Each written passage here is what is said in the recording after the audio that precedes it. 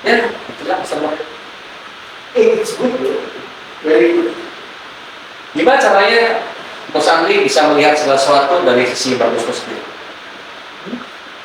Dia ketawa gitu, oke. Loh, tadi nanya. Kok, kan itu kan, ya Wesley disebut problem. Udah, ini kalah. Tapi kan banyak orang yang merasa kalau kalah, jadi, udah. Gini, apalagi tiba-tiba pelanggan yang sama, nanya doang, jadi ini seringkali kita berpikir bahwa jadi kita pasti kan punya keinginan, kita punya standar, pasti. Ya, kita punya cara berpikir yang kita mau. Setuju. Nah, dalam pelaksanaannya seringkali waktu kita melakukan sebagaimana kita pikir, it doesn't work, ya, tidak bekerja dengan baik. Tidak sesuai harapan kita lah, sesuai harapan kita. Ya. Lalu kita pengen situasi yang berubah, biasanya demikian. Setuju. Terkadang tidak selalu. Ya, bukan keadaan yang harus berubah, kita yang harus berubah. Berubahnya gimana? Apa yang bisa diubah? Boleh, saya kasih dulu. Apa yang bisa diubah? Oke. Jadi seringkali kita memaksakan yang kita mau, yang kita harapkan. Oke, masakan yang kita harapkan tujuan gue ya, setuju. Tapi faktanya seringkali yang terjadi Tidak sesuai harapan. tidak sesuai harapan. Setuju. Dan pada saat tidak sesuai harapan, kita harus mengkaji ulang. Oke, harapan yang ketinggian itu atau gimana? Kita harus mengkaji ulang apakah yang kita pikirkan itu benar. Oke, back to topic. Contoh yang kayak tadi kasusnya Bos Andi lah. Udah ada klien nih, bidding terus, tanya mulu, tanya harga mulu, tapi nggak pernah beli gitu ya.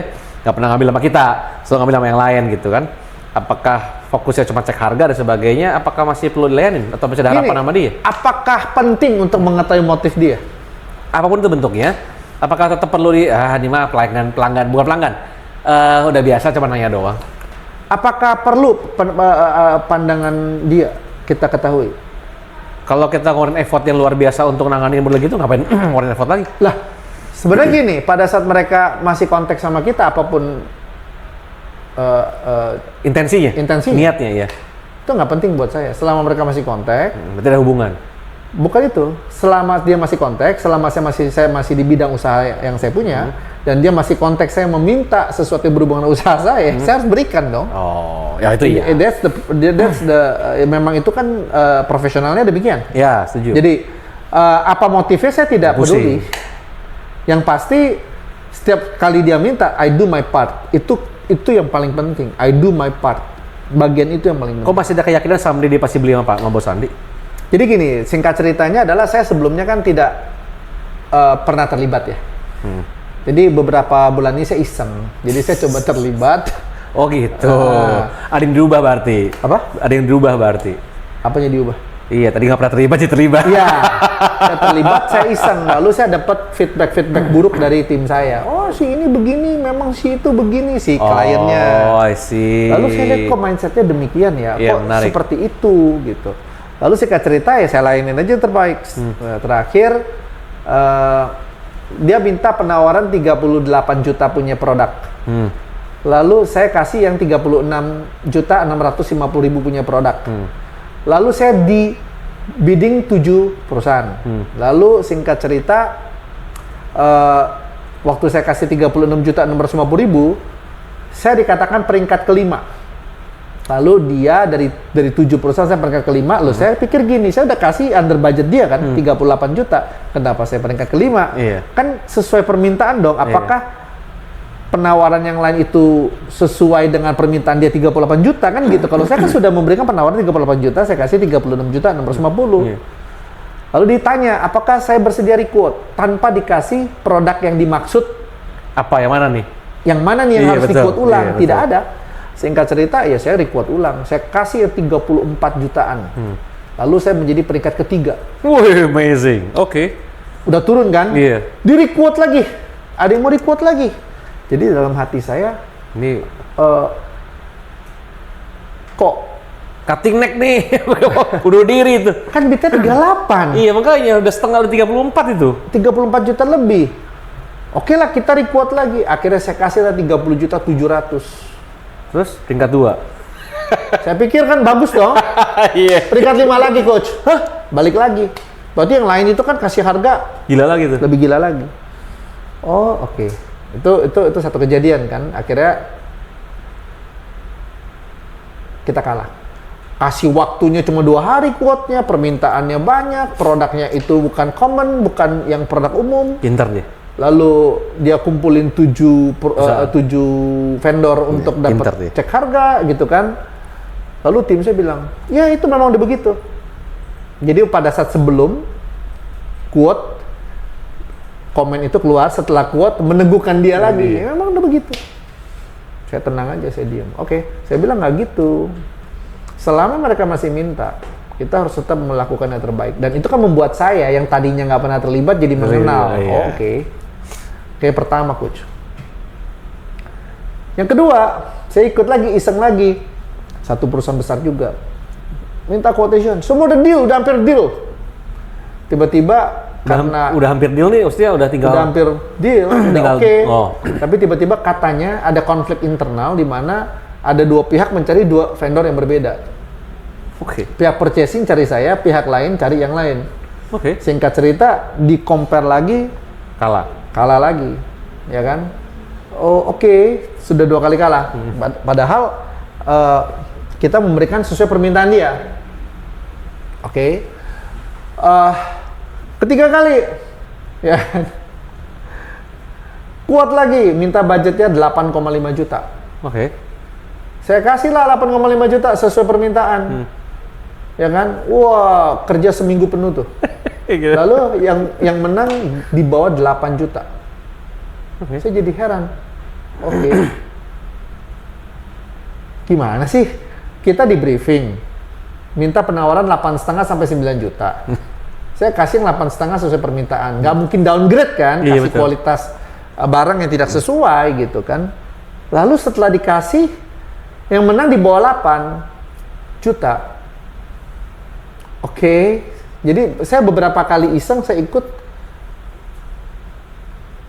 gitu ya caranya ya, gitu kan. Saya belajar sesuatu dari 3 kejadian ini. Yang menang di bawah 8 juta, dia bilang gini, oke nanti Anda akan diundang presentasi. Nggak jadi undang presentasi. Katanya perusahaan lagi sibuk, nggak ada waktu, yang menang yang di bawah 8 juta. Sebenarnya, coach, produk yang saya offer hanya 7,5, saking saya stres, saya cari gimana memenuhi 8,5 itu. Jadi saya cari apa yang bisa saya tambahkan supaya 8,5 juta. Setelah dikasih yang menang di bawah 8. Oke. Oke, saya sudah. That's capitalist world. Saya sudah belajar kan, coach? Saya sudah belajar kan? Oke. Sekarang saya bermain, coach. Dari 3 pengalaman itu, You learn something. oh, saya belajar banyak. Jadi apa yang tim saya katakan, apa yang pelanggan katakan, bukan menjadi tolak ukur kan?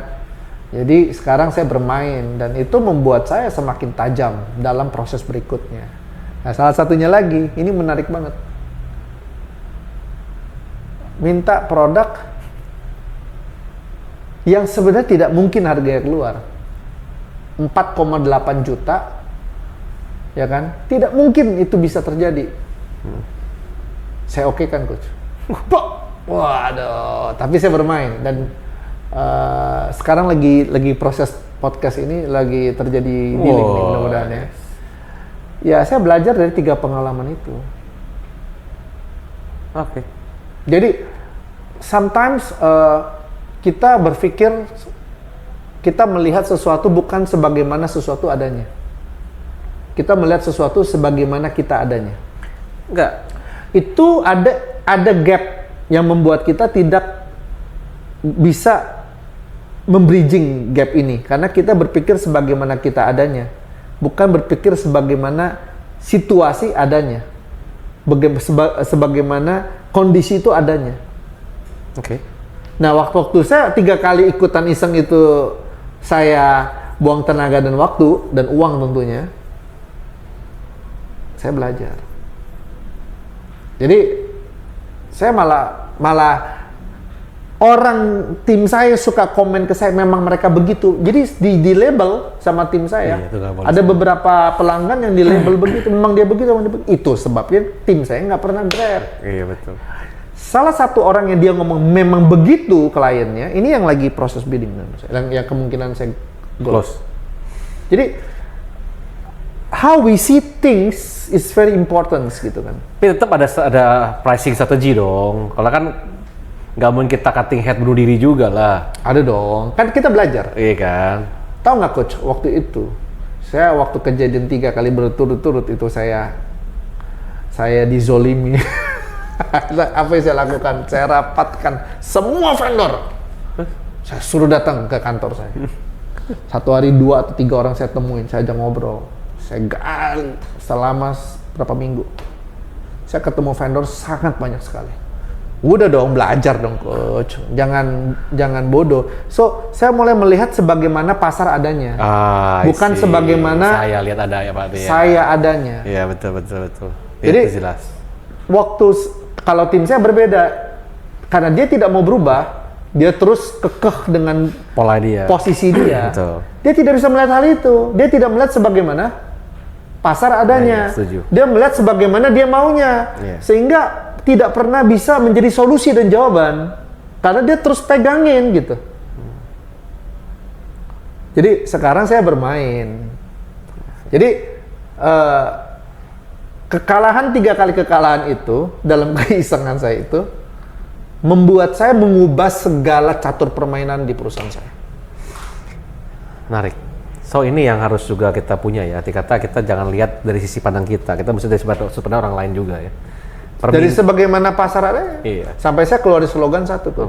Kalau dulu saya punya filosofi, kan orang idealis ya menurut Bongkar beberapa episode yang lalu kan. Yes. Kalau orang idealis kan terpercaya pelayanannya. Iya dong.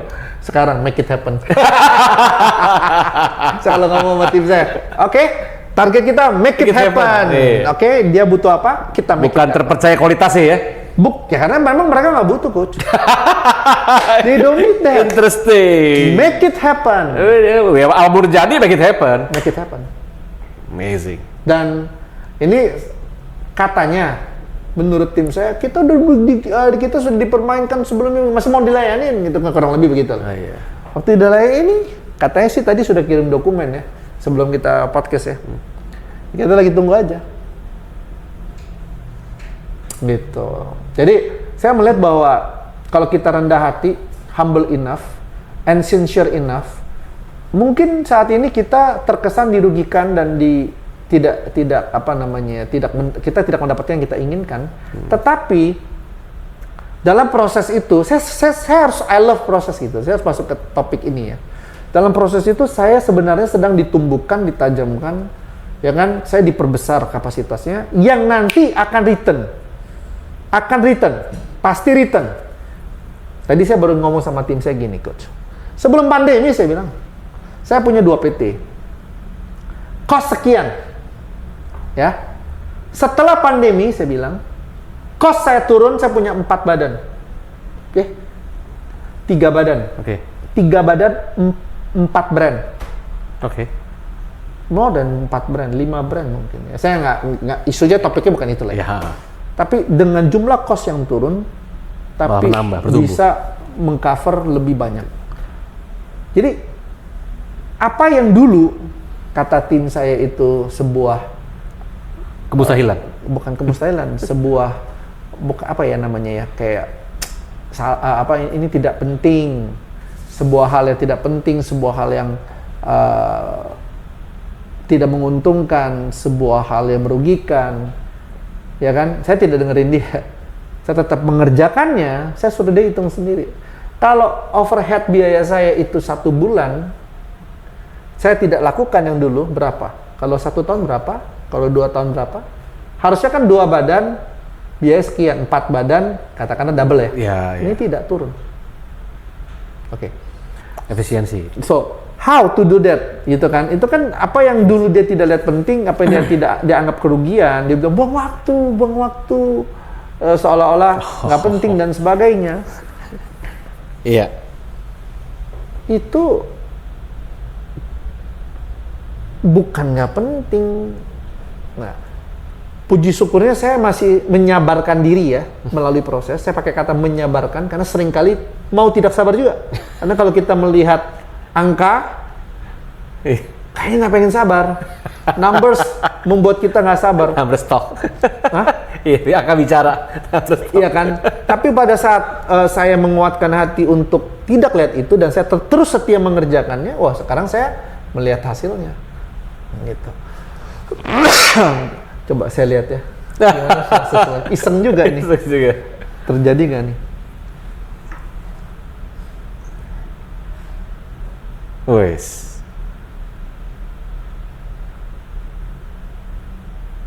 Salam dulu deh, ghost kayaknya. Belum.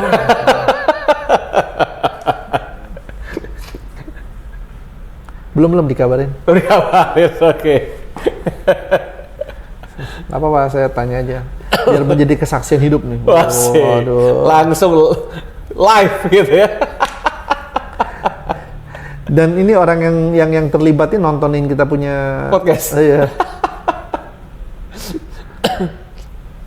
Ya jadi dia salah satu penonton. Siap. Jadi ya sebenarnya tidak ada kata rugi atau untung, itu hanya istilah sih coach. Lebih katanya tuh sama. Contoh kita tanam sesuatu, belum waktunya dia bertumbuh kan, masih harus dipupuk, disiram dan sebagainya. Jadi saya belajar untuk tidak menghitung dan tulus. Oke, that's one part. Saya paham tentang konsistensi dan bagaimana cara kita merubah. Keberatan topik hari ini? Enggak. Ya semoga teman-teman juga bisa memahami ya. Oh iya. Ini basically bukan hanya dari segi mindset, tapi dari segi kepercayaan, dari segi ketahanan, dari segi apa ya? We call it resilience basically. Daya bangkit, resilience lah ya. Ini yang Pak Andi emang miliki dan konsistensi yang luar biasa. Itu satu part lah. Saya lihat dari Pak Andi kan namanya consistent and persistent. Nah itu yang tidak banyak orang miliki. Sedangkan kalau kita mau sukses memang butuh itu. Masalahnya adalah ada orang-orang yang sudah konsisten, sudah persisten in one company atau beberapa company. Tapi company ini selalu ya let's say bukan mengecewakan lah. Semua company pasti bisa mengecewakan, semua bisa membuat kesalahan.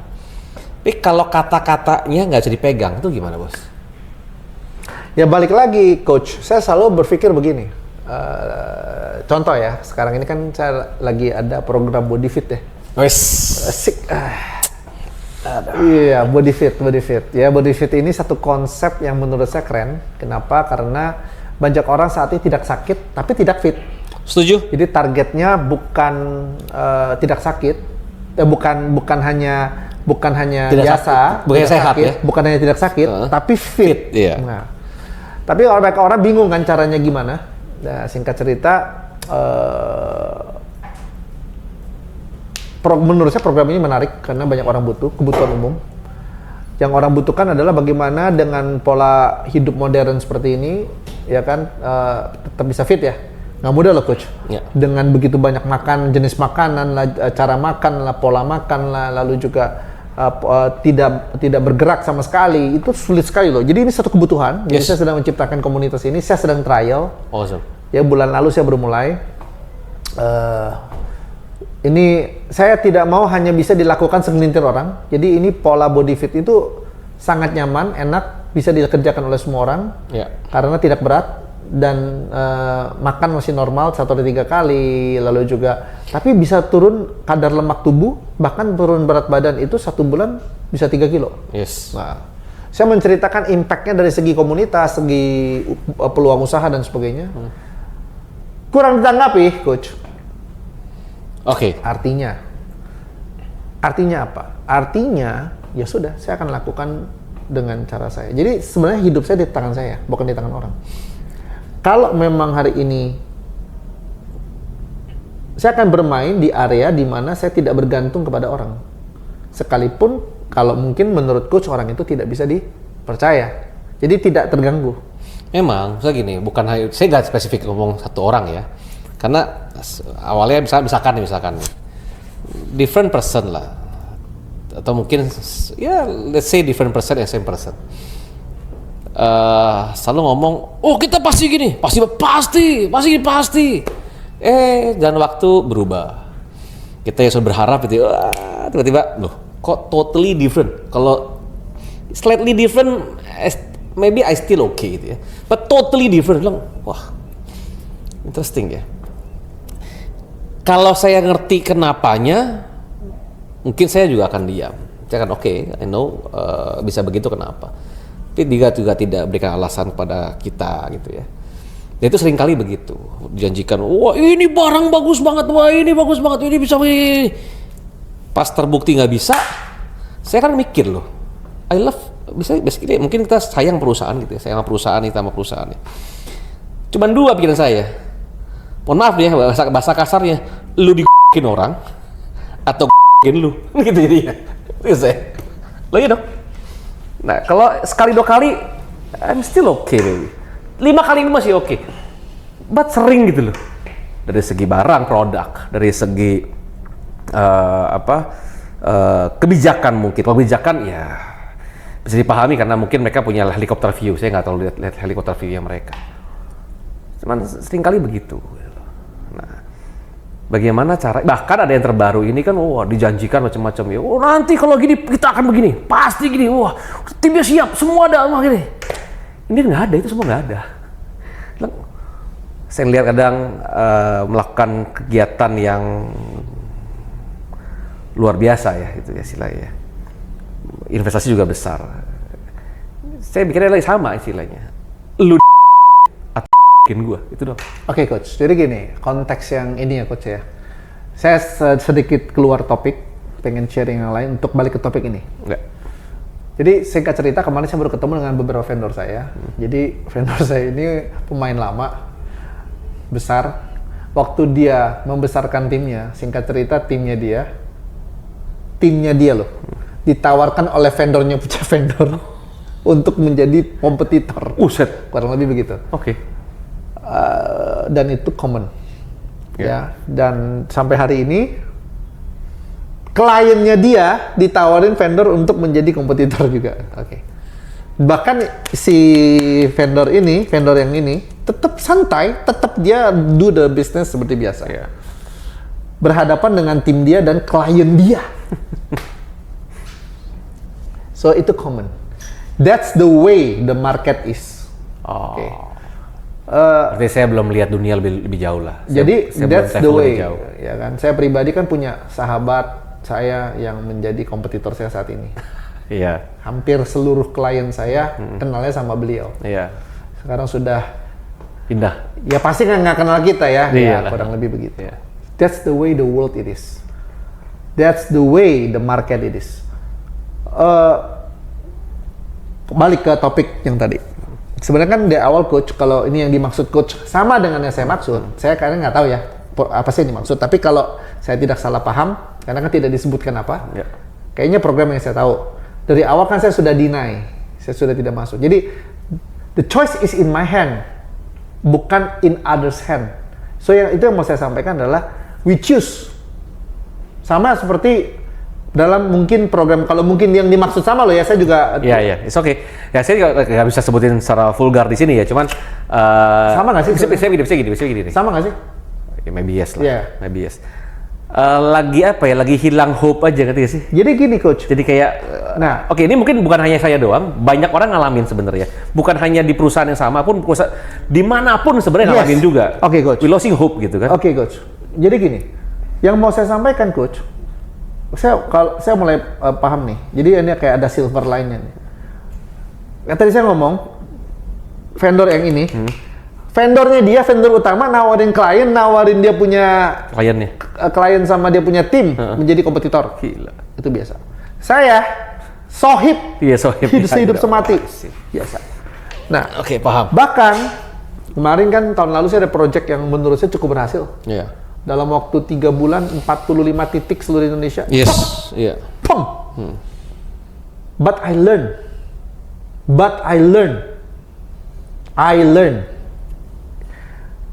View saya berubah coach.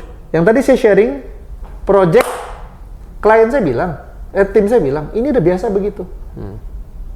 Lalu pada saat saya lakukan, gimana sih kita di briefing secara profesionalnya hampir 1 jam dengerin dia presentasi, katanya minta 8,5 juta, maksimal 9, minimal 8,5, kita kasih 8,5, dia yang menang di bawah 8. Saya buang waktu seminggu, coach. Yes. Seminggu, coach. Itu kalau coach lihat presentation saya, so good. Itu, aduh, udah kayak artikel kali ya. But I learn. Lalu yang satu minta budget 38 juta, yang menang di bawah 30 juta. Waktu saya di situ kan saya punya 2 pilihan, menjadi kecewa atau menjadi belajar, ya kan? That's a choice. Makanya kenapa saya melihat bahwa ada orang yang semakin tajam hidupnya, ada orang yang semakin tumpul, tergantung respon. Nah, tim saya waktu saya namanya juga saya newbie kan, baru masuk, baru lihat komen mereka, saya percaya dulu kan di awal kan. Oh ini begini, ini begini. Ya kalau yang jelek saya nggak dengerin, saya malah tegur, jangan bangun budaya perusahaan begitu. Ya. Karena apa yang kamu ngomong akan didengar nih sama yang lain nih. Pesimis begitu, kayak udah ada judgement punya loh. Ya. Ini pelayannya begini. Loh, itu orang yang tidak mau berubah. Yes. Because dia gagal melihat the market the way it is, tapi dia menyalahkannya market yang bukan diri dia. Selama dia tidak introspektif, dia tidak akan berubah, dia tidak akan dapat poinnya. Dia tidak akan dapat kemenangannya. Waktu dia bilang, oh kliennya kayak gitu, saya belajar karena saya beberapa kali fail kan. Yang kali ini proyeknya 4,8 juta rupiah, saya dengar, saya ikutin. Ini dokumen sudah dikirim sih, tapi belum ada tanda oke. Ya tinggal belum sign kontrak lah. Tapi dokumen-dokumen dikirim. Karena saya belajar, tim saya nggak belajar. Mata, ini ada mata judgment, label. Ada mata yang sifatnya mata yang oke, 1 kali, 2 kali, 3 kali, it's enough dong, gue belajar dong, oke. Yang kali ini kan saya bikin program body fit, di saya trial 2 kilo sampai 3 kilo, 1 bulan turun, dengan kondisi saya fit, dengan kondisi tidak perlu keluar uang, dengan kondisi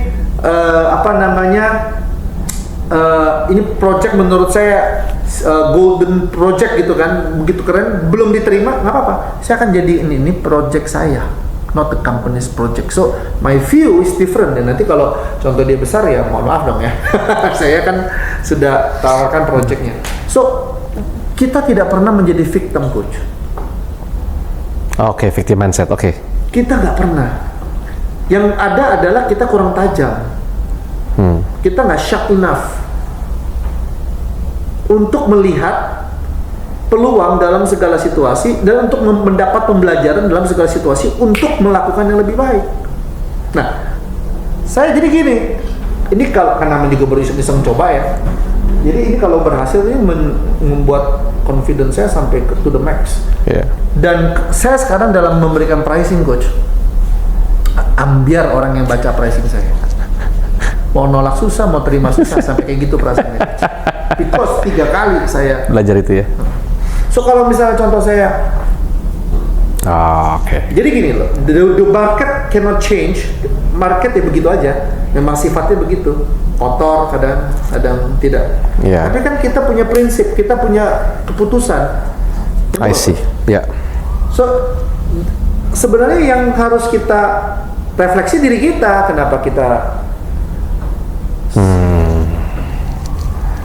buat keputusan yang salah waktu itu. Jadi selama kita dimanapun, at the end di company manapun sama.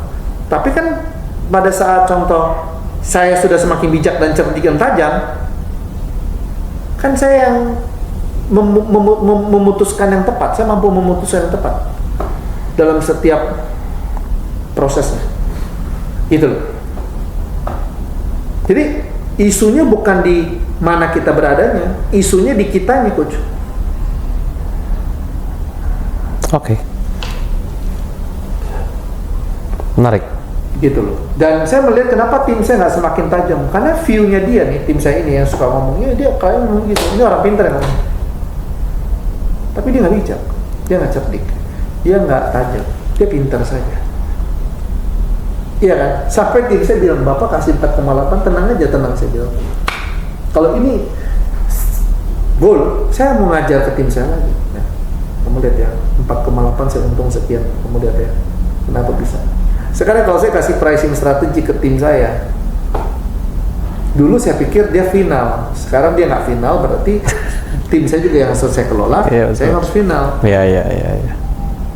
Jadi saya akan mengubah permainan dan cara untuk bisa menghandle dia dan menghandle klien. Jadi semua di tangan kita, coach. Nah, seringkali orang kenapa yang berhasil sedikit? Karena sedikit yang punya cara berpikir mindset seperti ini. Oke. Fleksibel mau berubah ya? Iya. Kebanyakan orang kan melihatnya keluar dan menjadi kecewa. Iya, fixed mindset. Kalau saya harusnya kan begini. Saya sudah tawarkan nih, coach. Nih, nggak mau nih. Kalau padahal ini golden project loh, yakin nggak mau. 3-4 kali nggak mau. Mungkin ada perasaan tidak dipercaya, ada perasaan gue udah sekian lama masih begitunya ya. Oh, saya nggak mau masuk ke sana. 4 kali yakin nggak mau ya? Yakin? Because saya punya high confidence kan sama apa yang saya kerjakan. Yakin? Yakin? Nggak mau? Oke, gue kerja sendiri. Tapi ya please, waktu nanti ada kejayaan daripada ini, Anda tidak terlibat.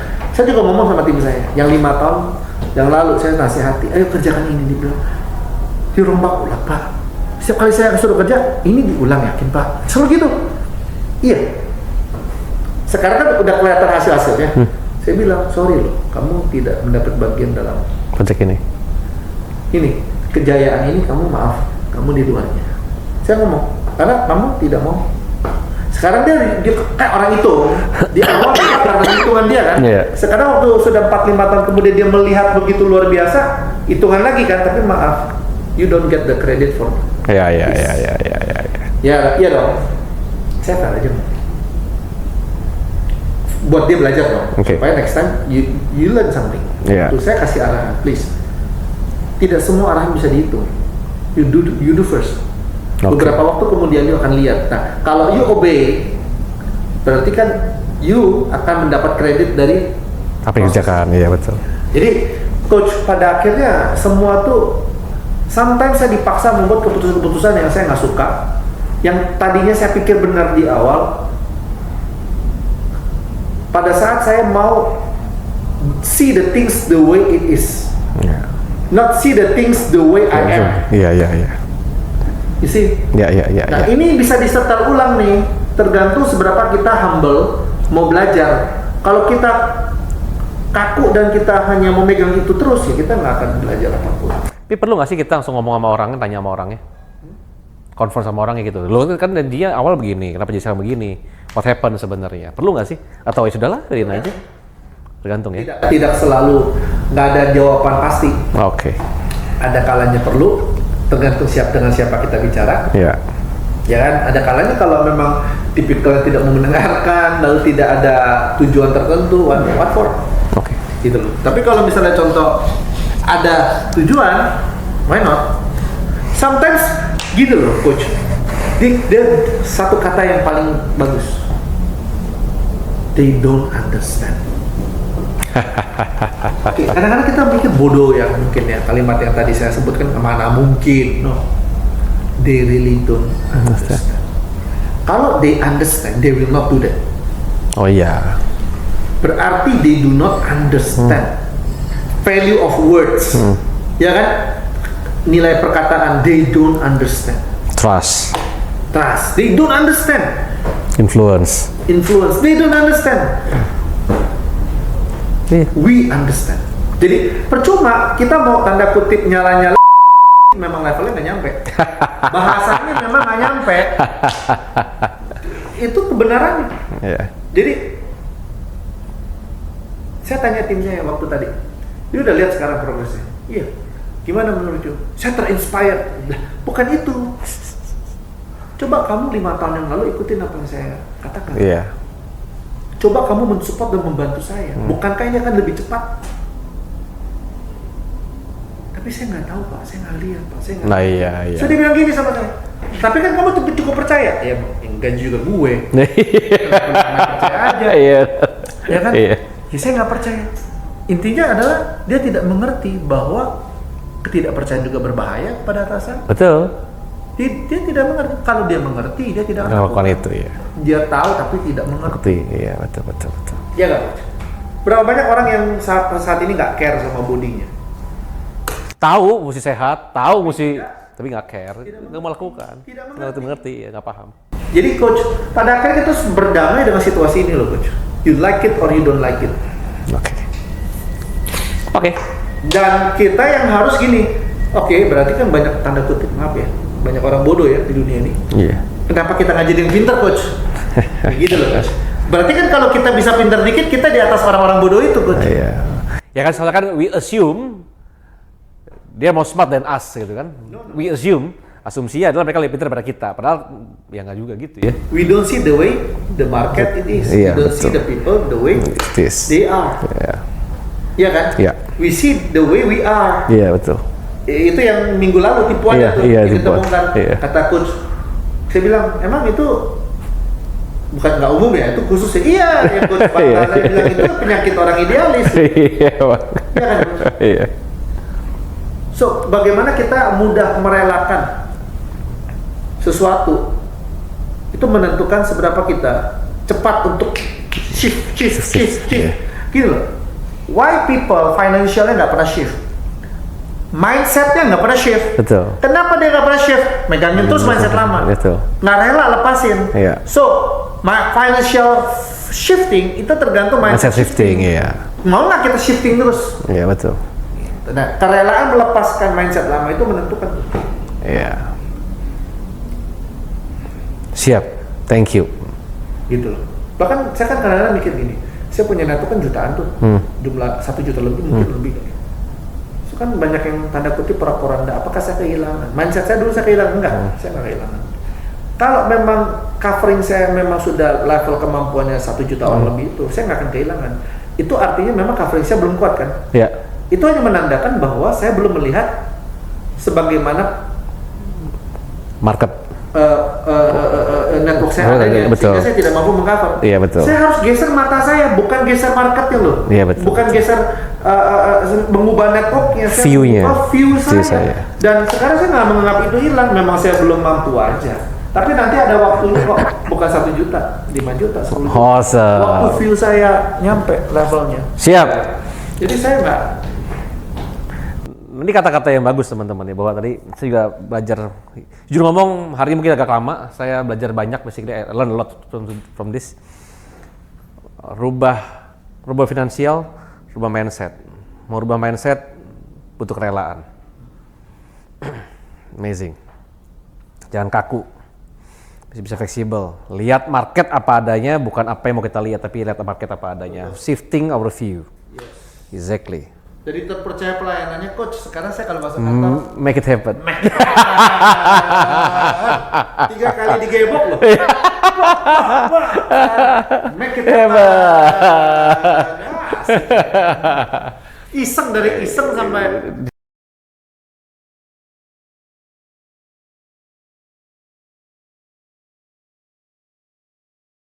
iya dong. Jadi sometimes yang kita pikir dia understand, dia mengerti, teman baik, tim lama, no, they don't understand. Kalau nggak saya akan kecewa coach. Ya itu dia. Sebab mereka tidak mengerti, makanya mereka begini. Iya. Padahal buat kita itu kan ajaran dasar. Iya betul. Mereka nggak ngerti coach. Ya. Beda cara pandang. Mungkin ya, beda cara pandang karena beda dunia. Tapi kita berasa gini, gua aja ngerti kenapa lo nggak ngerti? Iya. Kita mikirnya kita di dalam dunia yang sama, padahal enggak, udah lain dunia sebenarnya. Udah beda dunia. Lain field, lain pekerjaan. Iya, udah lebih cara pandang udah beda semua. Jadi ya sudah, sekarang saya ya sudah daripada I waste my emotion, I waste my Time. money. No, kamshala. Lu you do your part, I do my mine gitu kan. You do yours yang you percaya silakan aja. Tapi kita lihat hasil akhirnya lah. Awesome. Gitu sih. So shifting our view. Emang kita kelamaan ya? I think more than half an hour. Oh ya udah. Kalau gitu So, kita stop aja ya, Coach. ya nggak apa-apa, is okay juga. Yang penting, ya kita buat bongkar ini kan emang untuk membongkar suatu hal yang tipu-tipuan dan membuat temen ya kita berdua emang ini kan ajang ngobrol Emil dan Andi gitu sebenarnya gitu kan sebenarnya kan. Ajang dan Andi sebenarnya ya. Tapi kan karena kita merasa bahwa ini bisa membantu orang lain juga ya, kenapa tidak kita disiarkan gitu kan. So basically hari ini saya banyak belajar dari Bos Andi dan memang ada shifting view yang harus kita bisa shifting dan mindsetnya mesti diubah supaya kita juga makin baik hidup kita. So teman-teman semoga bermanfaat, sampai jumpa di minggu depan. Thank you.